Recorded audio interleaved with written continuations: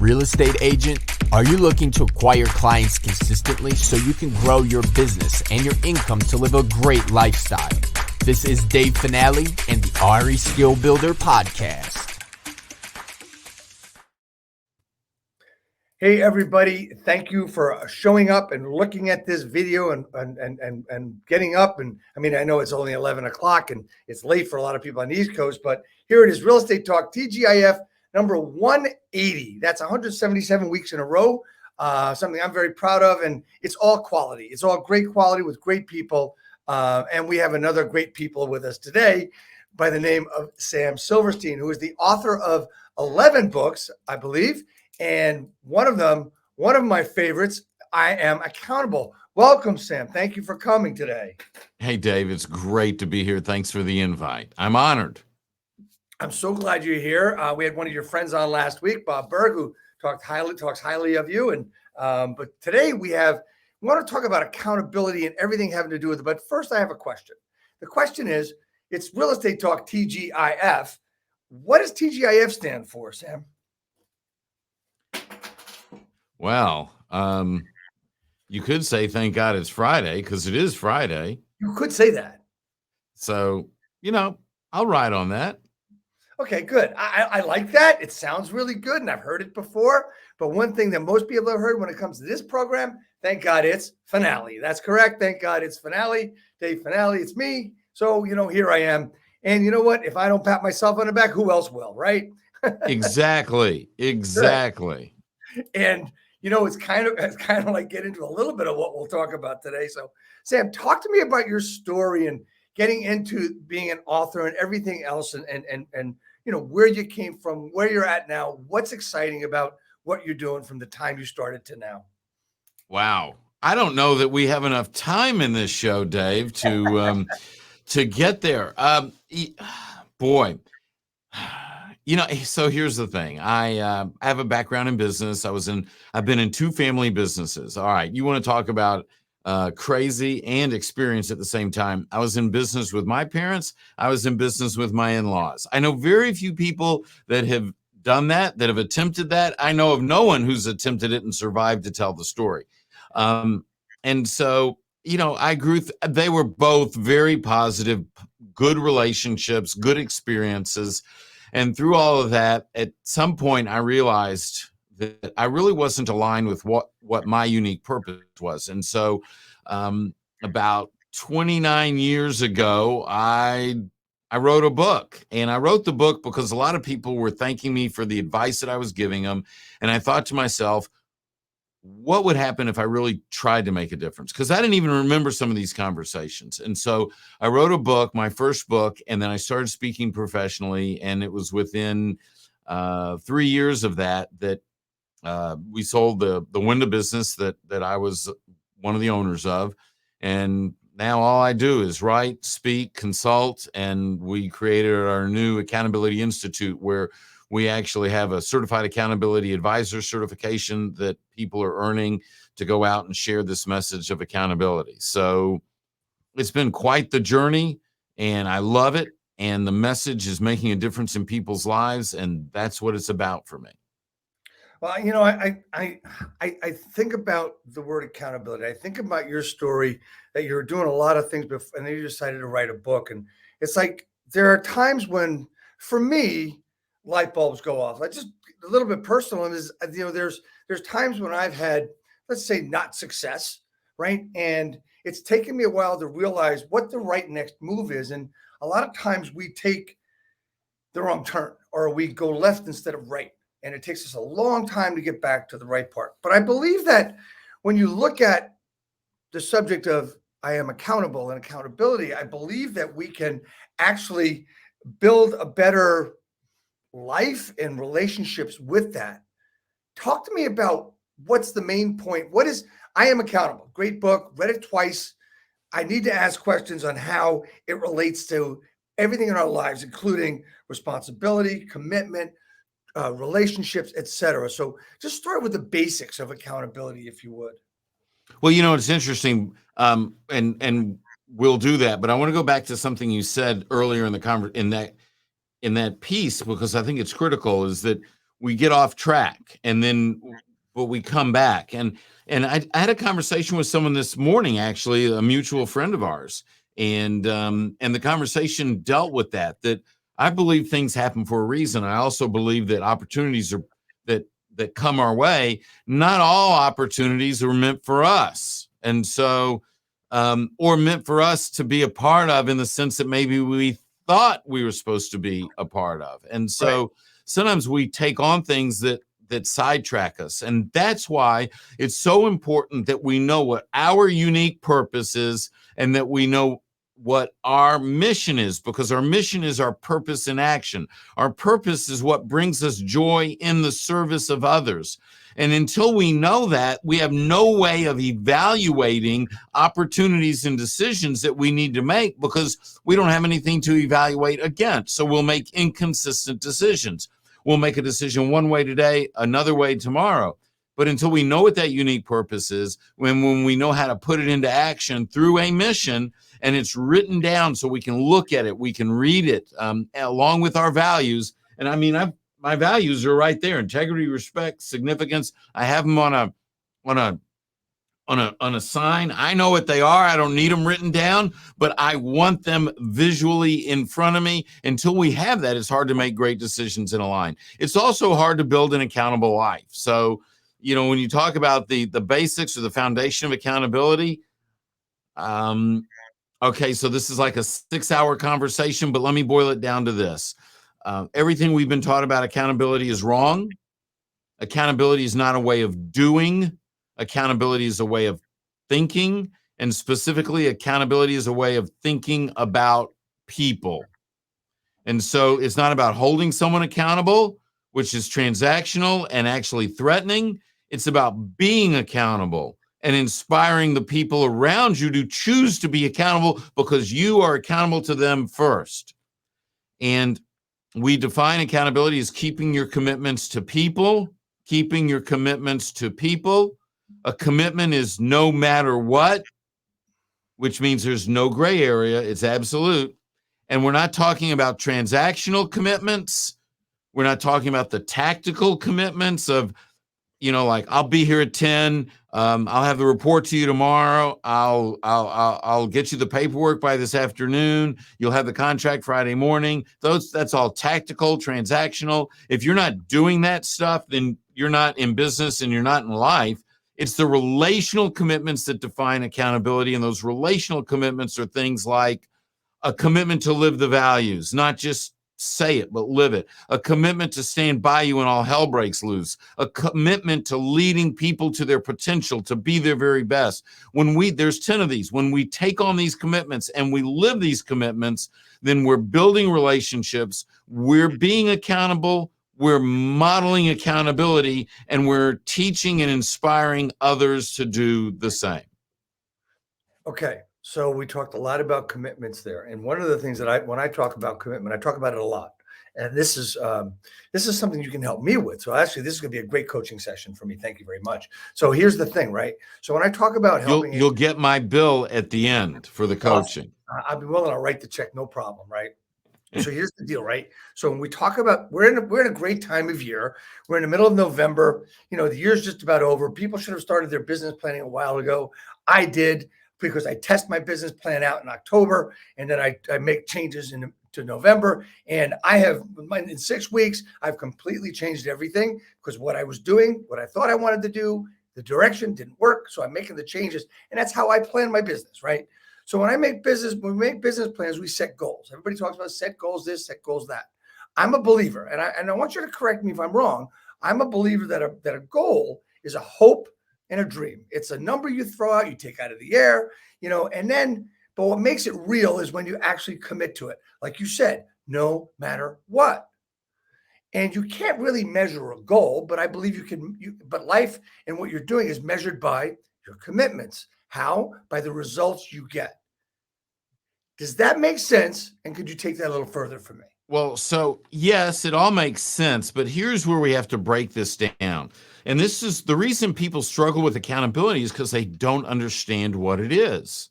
And so I'm going to go back to what I said. Accountability is not a way of doing, it's a way of thinking, and specifically, it's how we think about people. Let's go further into the definition of accountability. Accountability, you're accountable to people, you're responsible for things. So responsibility and accountability are two different things, but yet we interchange those words all the time. When you start working for someone and they give you a job description, that's a list of responsibilities. Those are the things that you're supposed to get done. It has nothing to do with accountability. It's responsibility. Accountability, though, one of the 10 commitments is a commitment to your word is your bond, which means if you say you're going to do something, you do it. That's where it connects to accountability, doing what you say you're going to do. Because if I don't do if I didn't show up today for this program, then you're like, well, when Sam says something, I don't know if he's really going to do it. I don't know if he really means it. I don't know if he's going to stand behind it, which means I don't know if he's going to stand behind me. Accountability is relational. Doing stuff is tactical. Productivity, look, when you do stuff, I saw a little message you put up from Harjeet. Yeah, love Harjeet. Sorry. That's okay. Love Harjeet. Harjeet's one of my favorite people. So Absolutely. Thank you for that, Harjeet. Look, you're responsible for things, but you're accountable to people. Accountability is a relational topic, not a doing topic. People want to talk about accountability because they want to do more. No, you want to do more, then do more. No one's stopping you from doing more, but accountability is based on a commitment between people. And so am I accountable to my wife? You bet I am. What kind of commitments have I made? Well, I've made a commitment to stand by her when all hell breaks loose. I've made a commitment to look for her potential and lead her to it, put her in a position to succeed. I've made a commitment to creating a safe environment, not just physically safe, but emotionally safe. I've made a commitment to the truth. I've made a commitment to my word is my bond. There's 10 of these commitments. I don't have to speak them. They don't have to come from my mouth. I have to accept them and live them. And that's what makes me accountable. Now, what makes me responsible? Well, I do the things that I need to do. That's what makes me responsible. So when we look about accountability, it's not about holding other people accountable. It's about being accountable. And if we're accountable, then the people around us should be inspired to be accountable. And if they're not, then maybe we've chosen the wrong people to be around. So there really shouldn't be a phrase hold accountable or being held accountable. Well, okay. So when someone says, I'm going to hold you accountable, isn't that this? Gun to head. Yep. Yeah. Who wants to be held accountable? Nobody wants to be held accountable, but you know what they want? They want help getting things done. And so they want help being accountable. And that's two different things. Getting things done and being accountable are two different things. So there's accountability. You're helping them be accountable to themselves. Is it also accountable to their responsibilities? Well, they're responsible for their responsibilities. The accountability is between you and me. Look, all right. So here's the bottom line. Accountability is a relational topic. It's a spiritual topic. People don't like that sometimes, but that's what it is. Responsibility is tactical. It's doing. So here's what happens. There's tactical commitments. Dave, I'll get you the sales contract by 3. That's a tactical commitment. We agree on it. You go, Sam, that's perfect. That's when I need it. Or you go, oh my gosh, Sam, I really need it by 2 to get done what I need to get done. And I go, okay, I can get it done by 2. So it's something we've talked about. We vocalized it. We agreed on it.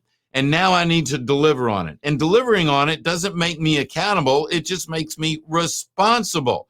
The only piece of that is accountability is a commitment to my word.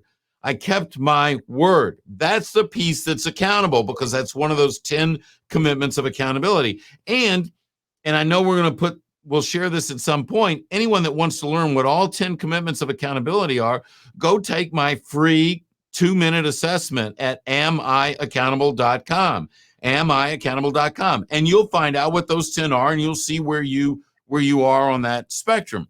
So getting tactical commitments, when we make and keep tactical commitments, productivity goes up. Dave, is productivity good? Yeah. Of course it is. Productivity is great. We need to be productive. Productivity goes towards profitability. It's hard to have profitability without productivity, but productivity does not go towards accountability. Now, when we make, not spoken, but these unspoken relational commitments, and we keep them, then we build accountability. And when we build accountability, we also, as a byproduct, build productivity. And this is why leaders that focus strictly on the tactical side of their life or their business, they get stuff done, they make money, it's all good, but they don't do as good as they could do. They don't do as well as they could do. They're not building accountability in the truest sense. But the leader that manages the tactical, but also looks at accountability and these 10 relational commitments, then what happens is they build accountability. They build greater productivity than they could ever imagine, not only in themselves, but their team members and the people around them, because they are operating at a higher level. And then what happens is the success that you achieve and the significance that you can have is much greater than we ever imagined. And those goals that you mentioned earlier, we shatter the goals. We achieve beyond. We're debating, well, should I set the goal at 90 or 95? I don't know. 90 is realistic. 95, I don't know. So what happens when you really build accountability into your life and the lives of the people around you because you are inspiring them? 90, 95? No. What do? You do 125. You're doing 130. You're doing 140, which is well beyond any goal we would have set for ourselves because we didn't even realize it was possible. Absolutely. And it's just, I mean, it has so much to do with, I love, now having read the book a couple of times, so responsibility, accountability, commitment's always been a favorite term of mine, a favorite word of mine. And you've brought in relationship, relational, transactional, which makes so much sense. And I get it the more you talk about it. But let's see. Well, let's talk about being accountable as opposed to commitments to being successful. Is it successful? Being successful, is that a matter of how you measure?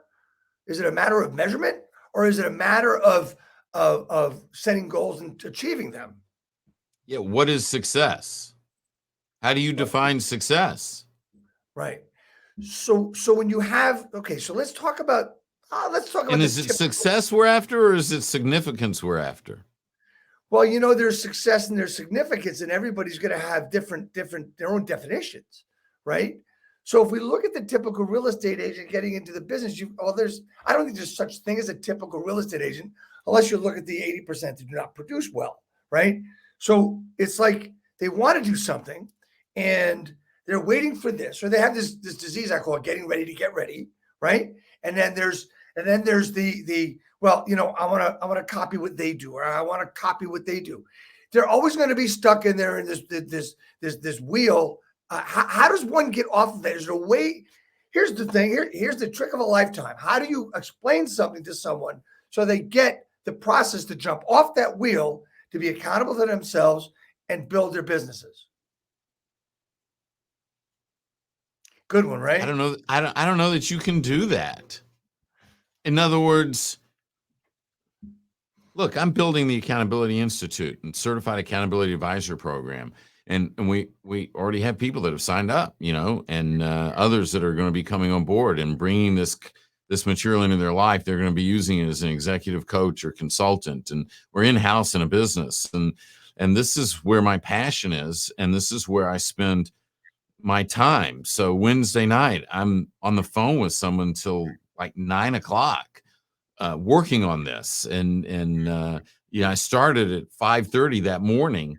And Right. every day's not like that, but that day was. And so there's nothing you can say that's going to get me to have that burning fire inside of me to want to do that. Why do I do this? I do this because I've taken the time to identify that my mission is to build a more accountable world, and that I serve my mission through teaching, inspiring, and supporting. And I know what teaching, inspiring, and supporting means.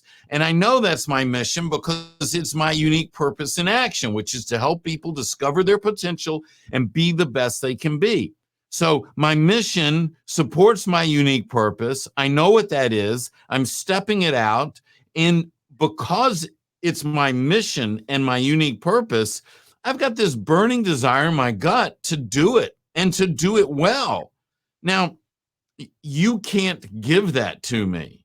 I don't care. I'm sorry. You can't give that to me until I'm willing to invest in myself, the time, the energy, the effort, and to sometimes the money to understand what that is, and then to make sure that what I'm involved in aligns with that, because there's no reason why real estate is like any other business. Does it do you know your mission, unique purpose? And as a real estate agent, does that align with it? Because if it doesn't, it's going to be a struggle every single day. But if it does align with it, then you jump out of bed and you're like, oh my gosh, I got to get to it. And it's a love affair. I have an office in the home. I have a studio here that I work out of. And, this is where I am right now. I'm in my studio talking with you. And I know for a fact that my wife has got to be thinking sometimes, does he love that business more than he loves me? Now, I know she knows how much I love her. Okay. And so, but sometimes I'm just down here so much. It's like, is there a party going on down there? What the heck is going on? Well, I have this burning fire in my belly I want to build a more accountable world. And so this is what I'm on top of. And I can't do that between 1 and 2:15 on Thursday afternoon. I'm either in or I'm out. And so it's the same thing with real estate. Are you all in? Is this just a hobby that you do because you need something to fill a few hours a week? I mean, I can't decide that for you. You have to decide that for you. Yeah, absolutely. I mean, you just put everything in a nutshell when we talk about agents producing and we talk about agents getting into the business. You put everything in a nutshell. Are you in or out? Are you going to be a hobbyist? Or are you going to, is this a career? Is this a business? Is this a job? It's the thing the things that we have to look at when, as far as when I'm coaching agents, it's getting through to what they really want. I mean, look, life is filled with wants and needs, wants and desires, et cetera, right? So what you're basically saying is it's basically all the choices that they're making rather than something that they say they want. Well, exactly. Life is the accumulation of all the choices that we've made. And we make some good ones and we've made some bad ones. Don't think I hadn't made bad choices or bad business decisions or bad investment decisions or bad personal life decisions. But it's the totality of all those. Hopefully we learn from the bad decisions and make more good decisions. You only have to bat 300 to get in the Hall of Fame. So sometimes, you in baseball, in life, hopefully we want to bat a little higher, but yeah, not everything's going to work out, but it's got to be something that we choose. And we have to recognize that anything worth doing, first of all, are you going to do it well? Second of all, are you willing to pay the price? At the end of the day, there's a price to everything. You want a great relationship with your spouse? There's a price. You want a great relationship with your children? There's a price. You want to build a successful real estate practice? There's a price. I don't run them anymore, but I was a marathon runner, and I've run Boston Marathon numerous times and done all that stuff, and I was fairly good. Wasn't great by international standards, but I was fairly good. There was a price I paid to be good at that. There was a pain that I had to physically endure. Plus, when you're running 70 miles a week, you figure it out. I've committed a significant amount of time. I'm getting up early in the morning. I'm foregoing opportunities to do things socially because I have to get to bed at time to be able to get up in the morning to get my 10-mile workout in. Or Saturday, I'm running 25 miles, which then destroys my entire day because I'm exhausted the rest of the day. I paid the price, but I identified what the price was and I accepted it and I committed to it. And so are you willing to pay the price to build a successful real estate business? Are you willing to pay the price to have an amazing family? Are you going to pay the price and figure out how all the pieces come together? Because it's not one or the other many times. We can have it all. We just can't always have it all at once. And so we have to figure out how to put those pieces together. Well, that's a matter of organizing time, organizing your life. That's something completely, well, it's not completely different, but it's something that makes us responsible. But, you know, the running, something that I've done most of my adult life as far as running and stuff. So I committed to a half marathon once and I trained for that. And I knew, and, you know, I had to run in it's cold by you too. So I had to run in, 18-degree weather to train for it and to get prepared for it. So, are you willing to pay the price is very, very important. So, the stay in the real estate theme, because that's basically what we do here at Real Estate Skill Builders. So to stay in that theme, so, people become real estate agents and they make a choice to build a business and they do the things that they're responsible for, right? And things happen. They have opportunities come up. And I want to, if we can segue a little bit into the idea of how to look at accountability through opportunity. Am I going the right place here? Does that make sense? And what I'm trying to talk about here, it's a matter of making a choice, I guess, right?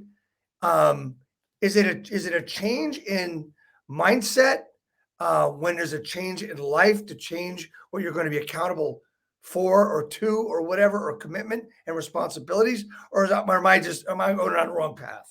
Well, everything starts with what we believe. That's the driver. If we don't know what we believe, we're in trouble. Action follows belief.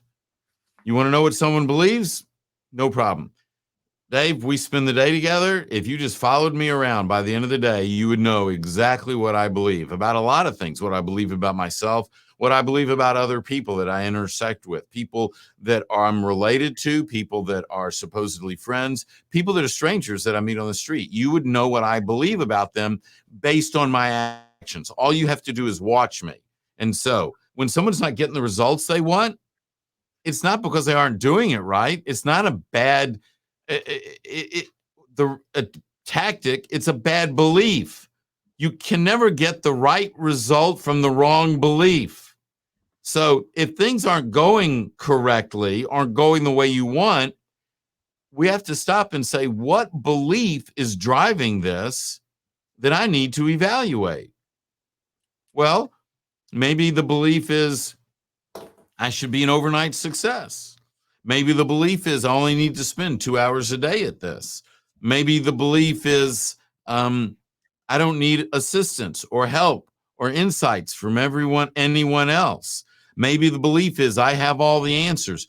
Any of those beliefs could be a wrong belief that's sidetracking you. So when people, we hear people all the time and they start making excuses for why things aren't going the way they want them to go. And so it is a bad economy right now, or, it is COVID, or, Mary and Tom, they've had some opportunities come their way that I just haven't been lucky enough to have those opportunities come my way. And so when people start coming up with all that crap, what that is they're focused on all kinds of things that they cannot control rather than being focused on what they can control. And the first thing we can control is, what is it that we believe?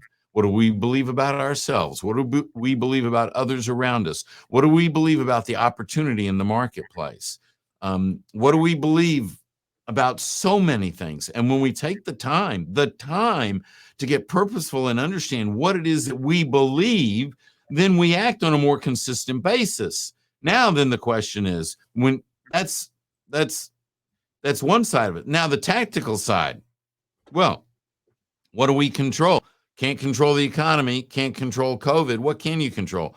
Well, you can control what your presence is in social media. You can control what time you spend or invest in learning digital technology. You can control how much time you spend or money or resources you put into advertising. You can control how many doors you knock on. You can control how many calls you make. There's so many things that you can control. And so if you're focused on what you can control, then what happens is you start making decisions and you start getting results. When you focus on what you cannot control, you make excuses, you bring fear into your life, you get bogged down.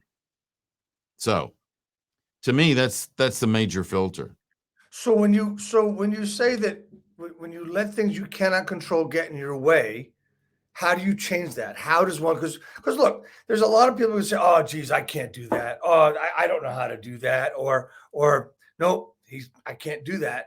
I don't know how to do that. Or it's not something I can do. If you're letting roadblocks get in your way, is it mindset? Is it just your choices or things you cannot control? How do you get around them? Is there a mindset to get around them? Okay, so there's several things here. When someone says I can't do this or I can't do that, that's a belief. Now, is that belief truth? Just because you believe it doesn't make it truth. Right. Okay. So at this point, who do you have in your life? Maybe you need a coach. And I think we all need a coach. I've had numerous coaches in my life. Name a famous athlete that hasn't had coaches or doesn't have a coach. Baseball, you have a hitting coach. You have multiple hitting coaches. You have running coaches. You have coaches that teach fielding. They're specialized. Who's your coach? And because otherwise you have no way to judge that. Also, a lot of times, because, my wife and Renee and I talk about this all the time. She doesn't have a choice. Because it's my passion, but it's her passion too. We work together. Don't get me wrong. I say she doesn't have a choice, just kind of tongue in cheek. But it's like sometimes she'll go, Sam, you can't control that. And I'll realize that, yeah, I threw something on the table in the conversation that's something I can't control. And so it's nice to have people around you that help you be the best you can be. I cannot be my very best unless I allow someone else to help me be my very best, and I'm helping someone, not necessarily the same person, to be their very best. Let me repeat that. We cannot become our very best as human beings in any area or all areas unless we allow someone else to help us become our very best, and unless we are helping someone to be their very best. I believe both of those have to be in play because I don't have all the answers. So I need other people to help me be my best. I called someone this morning that I'm facing a decision I need to make. I called someone to that I value their input, and I'm very selective who I allow to speak into my life. And I asked her, what's your take on this situation? I wanted her advice. I can't make my best decision in a vacuum by myself. If I think I have all the answers, then I've got an ego that, to quote a famous movie, my ego's writing checks that my body can't cash. Yep. Yeah, I know exactly what you mean.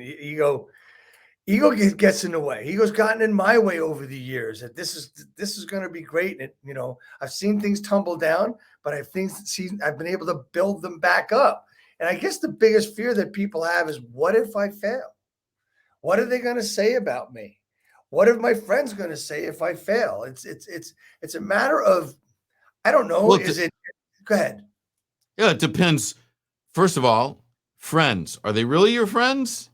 Because if they're really your friends, what are they going to say? They're going to go, oh my gosh, look at Dave.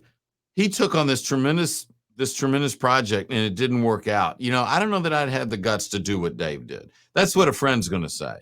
Now, someone that's not really a friend, someone that's trying to boost their own ego, they're going to say, oh, I can't believe he did that. What an idiot.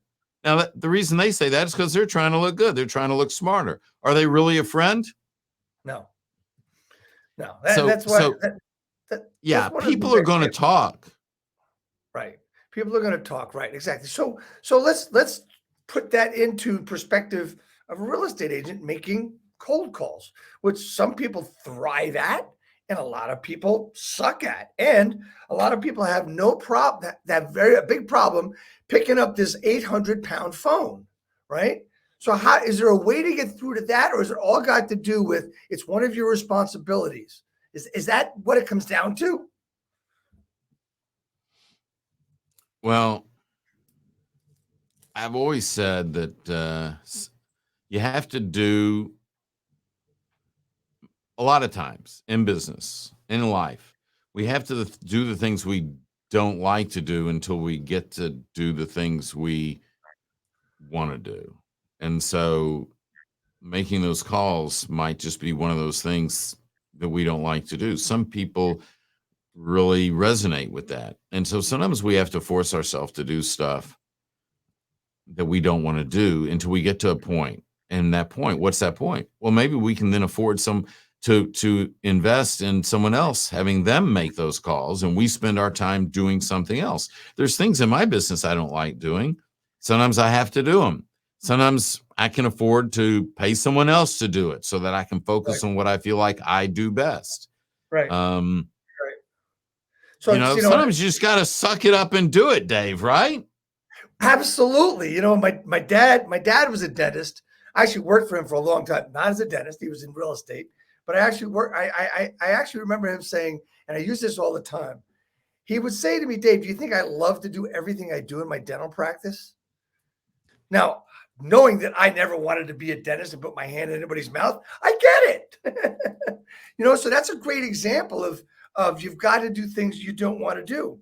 Talk to me, when I'm getting ready to have a conversation with you and talk to you, I came across a bunch of things. And one of the things I came across was a blog talking about excellence, right? Talking about your source of excellence. There's a blog there talking about running into challenges and getting by the challenges. Can you talk a little bit to that for me to go through that a little bit? Give me just a little bit more what you're looking for. I want to make sure I understand I answer correctly. So it starts out when we run into a challenge, we focus most of our effort on changing what we do. We make little or no effort to change the way we think. Okay, so that's something we were talking about just a minute ago.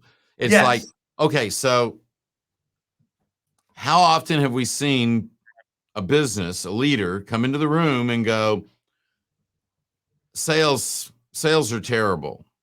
We need to change our sales system. Marketing's not working. We better change our marketing. Our customer service is terrible. We need to bring a customer service expert in. We need some new customer service tactics, techniques. No. The question is, what do you believe about sales? What do you believe about marketing? What do you believe about customer service? If we just change what we do, then what's going to happen over time, we'll go back to the old way. How many times have we been in an organization, they go, we got a new way of doing this, and they roll out this new system, and it all looks great.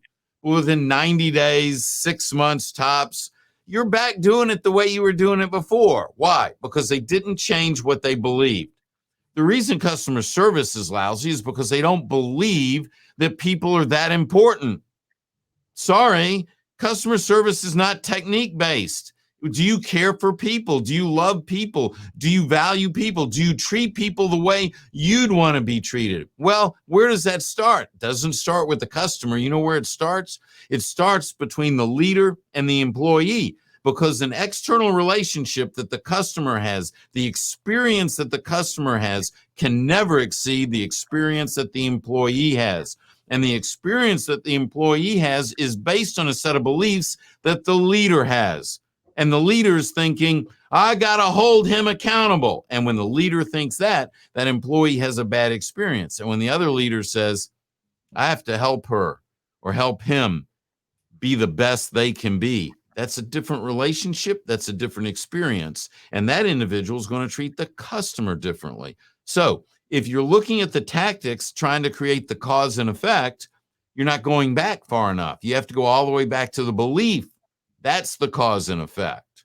And so that's why if you want to be great at anything, you have to look at what it is that you believe, and will those beliefs generate the outcome that you're looking for? And why do you say that? Is there proof that it will? You know, one of the biggest problems that we have in business today, in my opinion, is leaders, individuals get rewarded for poor behavior.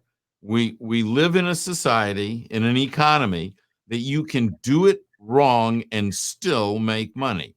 You can be a bad leader and still have a profitable company. And in doing so, you think that you should just do more of what you've been doing. And so it's that profit that gives us this false sense of we're on the right track.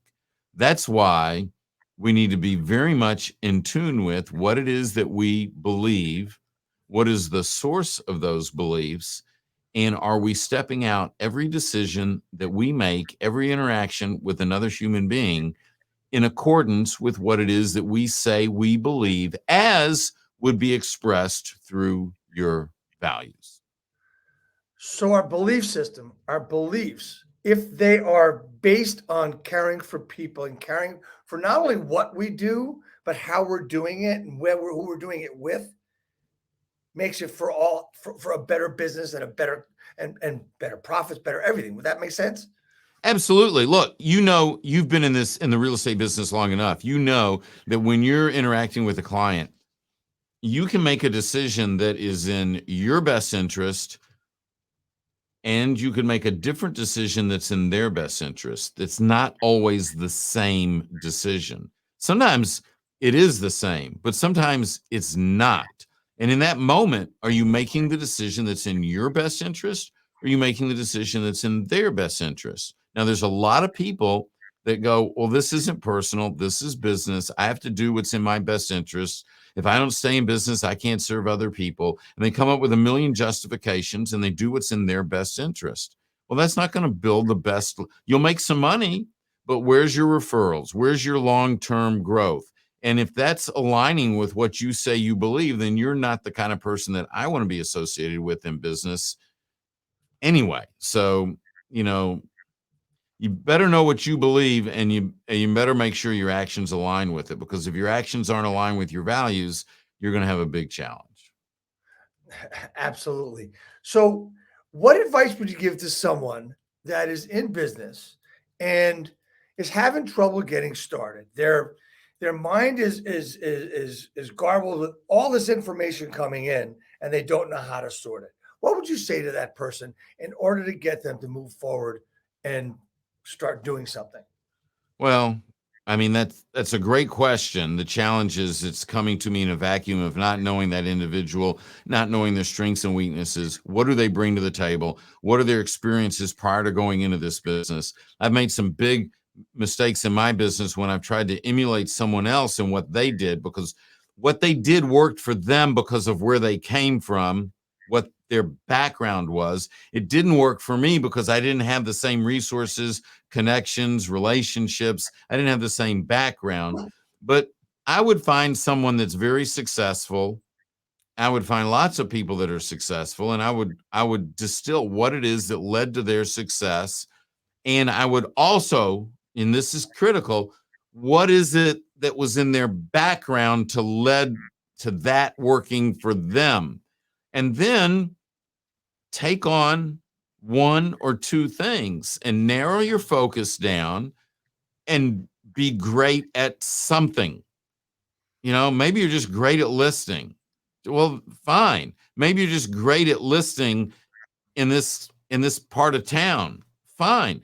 Be great at something, master something, and then build on top of that. But when we run around and try to do everything that everyone's doing, and we're the fear of, FOMO, we're worried about missing out. Oh, so-and-so, so-and-so made $1 million last year doing X. Well, that doesn't mean that that's right for you. That doesn't mean that you have the skill set or the connections or the relationships or the history or the ability to do that. Find what works for you and work it like crazy. Absolutely. So talk to me about the Accountability Institute. Talk to me about what that is all about, how it works, and the whole thing behind that. Well, the Accountability Institute, and we do have a website, theaccountabilityinstitute.com, that speaks to it, but it's designed for executive coaches and consultants. And we also work with in-house people in companies, but executive coaches and consultants who want to focus on delivering a higher level of service to their clients, who want to deepen their relationships with their clients, who want to be able to attract more clients, extend relationships, charge greater fees. But they buy into the message. They understand this message of accountability that we've developed through these 11 books. And thank you for sharing that. Perfect. And so what happens is they come to us and we train them. We train them on the materials, and then they have at their disposal programs, developments, PowerPoints, facilitation guides, participant workbooks. We show them how to take this message, how to work with individuals, how to work with leaders, how to work with leadership teams, how to work with companies, developing people, transforming their workplace culture, how to take everything that we've discovered around accountability and put it into action. And we created the Accountability Institute for two reasons. I shared with you, my mission is to build a more accountable world. Right. I can't do that by myself. It's got to be more than just me in front of people. I love having this conversation today. I can only be in so many places at one time, right? So we want an army of people who want to take this message and share it. And so that's one of the reasons. The other reason is we wanted to create an organization that had a runway that would exceed my runway. And so we have a long-term plan for this organization to be around long after I'm not around. And I hope I'm around for a long time. But that was the genesis behind the Accountability Institute. And we want to create a network of certified accountability advisors that come together with me on a monthly basis. And we talk about this, and we talk about how to build it into their practice and how to use it to help others be better. And so I'm working with them one-on-one on a monthly basis with this select group of individuals as they grow in the world of accountability and the ability to share it with others. And that's the Accountability Institute. So building the Accountability Institute had to come from a dream. I mean, yes, you talked about making the world more accountable. But was there something that you see continuously? For me, I see a lot of people that just don't have a care for a lot of things, including other people, right? Or their business and stuff. And that kind of, I guess I'm getting a little personal here, but that's what gets to me when I see there's just no common courtesies. And did anything come from that? And how did that come about? So there's three groups of people out there when it comes to accountability, when it comes to almost anything. They're the people that get it. They get it. They already get it. They got it before I showed up. But one of the things is they want to be better. So they want to continue to invest in themselves. They want to continue to grow. Then there's the group that they don't get it. They just don't get it. Maybe they don't get it. Maybe they don't get it now, but they just don't get it. You and I can't sell them anything. Right. They're not open to being sold anything. They're not open to being better. They think they have the answers. I work with leaders all the time. I have organizations that come to us and I'm like, I realize this isn't a good fit because the leader doesn't get it and he's not open to getting it. Then there's a group in the middle that it's not that they don't get it or that they do get it. They're just they haven't had the lights turned on for them yet. They just don't realize, but deep down inside, they probably align with the message, whatever the message is, in this case, the message of accountability. Some of those people will come on board. And so it's the people that get it, and it's the people that aren't so set in their ways that they just totally don't get it, that will embrace an idea, a concept, a way of thinking, and based on that way of thinking, a way of being. And those are the people that we should always be focused on. The organizations that need our service the most are the ones that are performing the worst, and they will never hire us because they either think they have all the answers or they're not open to the changes that they need to be making. And the reason they're doing poorly is it's this self-fulfilled prophecy. The ones that are already doing it are the ones that we align with best because they already realize, you know what, I want to be better. I had a client the other day, a client in Saudi Arabia, a wonderful gentleman that has led his organization through this amazing transformation. We worked with him for the last year, and they're just killing it. And the question he asked me, he says, what can we do in 22 to be better? Now, they're great. Now, when someone great says, what can we do to be better? That's where I want to spend my energy, because they will accept the ideas and they will work on it and they'll refine it. The one that's not open to that, we can beat our heads against the wall, Dave, for the next 5 months. We're not going to get anywhere until they're ready. I guess that's about it. That's the best way to put it. And when you're ready, you're going to be open to it, right? And that's something that, that's for anything. It doesn't matter what business it is. Sam, we're coming up on the hour. I want to thank you so much for everything. And I want to ask you a couple of quick questions before we end. Number one, how do people get in touch with you? What's the best way to communicate with you, to get involved in, number one, you, and we'll screw that on the bottom as well, but also the Accountability Institute. How does that all come about? If you go to samsilverstein.com, there's a plethora of articles, videos, ways to contact me. It's all free out there. Jump on it, take advantage of it. You want to learn more about the Institute, go to the accountabilityinstitute.com, and there's ways to engage us there as well. Be sure that you're hitting the free accountability assessment. It takes 2 minutes at amiaccountable.com. And I have another for your viewers and listeners. If you're not sure where your values are, if you don't have a well thought out set of values in written form, go to valuesworksheet.com. That's another free resource, valuesworksheet.com, and that'll help you step through those values. And I'm telling you, when you put that kind of time in on yourself, you're positioning yourself for success and for significance. Love that. I love that. We're going to put that up there too. So just 2 more things, and we're going to be done, unfortunately, for today, because this has been really good. Been good for a lot of people, because a lot of times people don't want to come out with their questions. And since I've worked with, hundreds and hundreds of agents over the years, thousands actually, I know what their questions are. I know what their pain is. And a lot of times they can't get answers. And when you can keep telling them, and sometimes they're not going to get unless it comes from somebody else. So number one, there's 2 more things. One is, and I ask this of everybody, and others do as well. And the question is, how do I help you, Sam Silverstein, grow your business and help more people?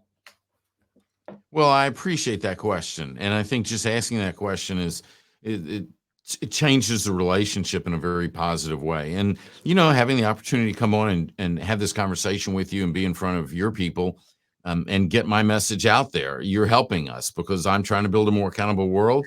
And one of the ways I do that is through teaching, and hopefully some of that has happened here.